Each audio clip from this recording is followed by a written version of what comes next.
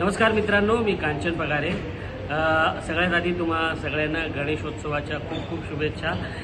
गणेशोत्सवामध्ये आपल्या कित्येक जणांच्या घरामध्ये आपण शाडू मातीच्या मूर्ती आणल्या असतील।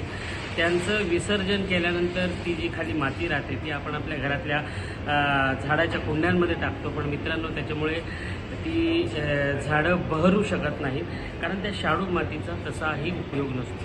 ती शाडू माती कित्येकदा वाया जाते। पण आम्ही ठरवलेलं आहे, आम्ही आणि आमचे मित्र विनायक रानडे यांनी ठरवलं आहे की त्या शाडू मातीचा आपण पुनर्वापर करायचा आहे। तर कृपया तुमच्या जवळपास तुम्हाला काही सेंटर्स दिलेली आहेत, त्या सेंटर्सवर तुम्ही जा आणि तुमच्या मूर्तीची जी शाडू माती आहे ती तिथे त्यांच्याकडे द्या, जेणेकरून पुढच्या वर्षी पुन्हा तुम्हाला शाडू मातीची नवीन मूर्ती मिळेल। मित्रांनो, शाडू मातीचा अपव्यय टाळूया, त्याचं नुकसान देणारं तत्व आहे ते टाळूया आणि शाडू मातीचा आपण पुनर्वापर सुरू करूया।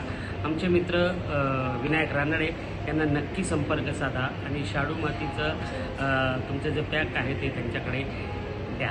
धन्यवाद।